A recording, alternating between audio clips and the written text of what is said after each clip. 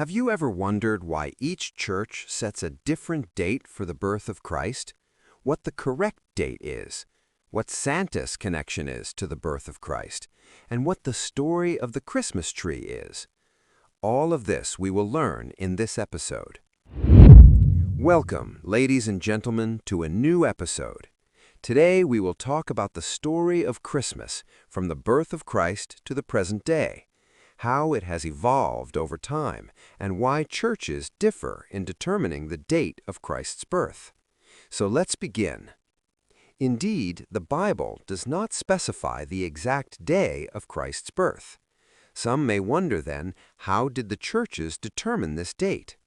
Follow us to the end to find the answer throughout history. While the Bible does not mention the exact day of his birth, we can infer it from what is stated in the Bible. In the book of Luke, verse 2, chapter 8, it says, "Now there were shepherds in that region who spent the night in the open, taking turns watching over their flocks at night." This refers to the time of Christ's birth. Therefore, we conclude that it is impossible that the birth has been in December, because if it were, the shepherds would not have been grazing their flocks outside at that time. The cold of winter is one of the things that aligns with the Quran, which mentions that at the birth of Christ there were dates on a palm tree, and it is known that dates only grow in the summer. As for the Christmas tree, its origins date back to a story in 650 AD when the missionary Boniface led a mission to Germany. The people there were pagans, and the conical tree was an essential part of their beliefs. When he invited them to Christianity, they accepted his invitation, but they kept the tree after their conversion. However, they added the star at the top to give it a Christian character, representing the star mentioned in the Bible that guided the three men to the birthplace of Jesus in Bethlehem. Therefore, the tree itself has no origin in Christianity. Rather, it is a pagan ritual that entered Christianity and then spread throughout the world due to Queen Sophia Charlotte of England in 1790, when she decided to visit Germany during Christmas celebrations.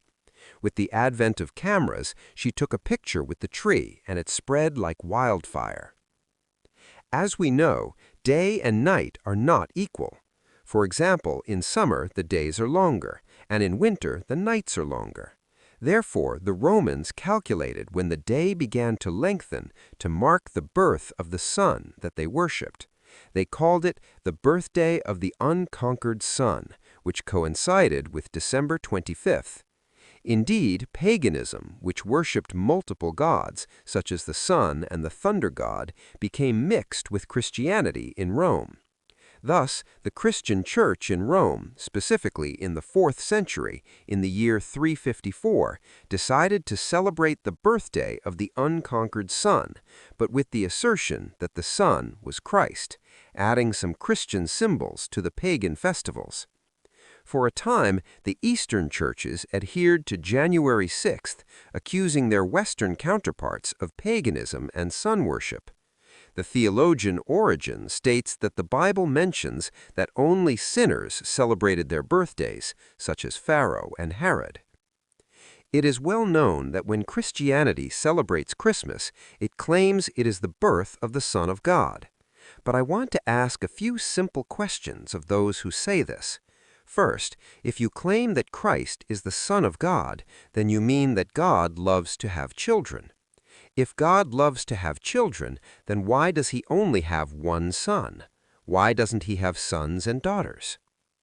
In conclusion, this has been the story of Christmas and everything related to it from the birth of Christ to our present day. It's a story that combines many contradictions in one holiday. But my question here is, do you still celebrate Christmas after learning all this, and that the history is actually incorrect?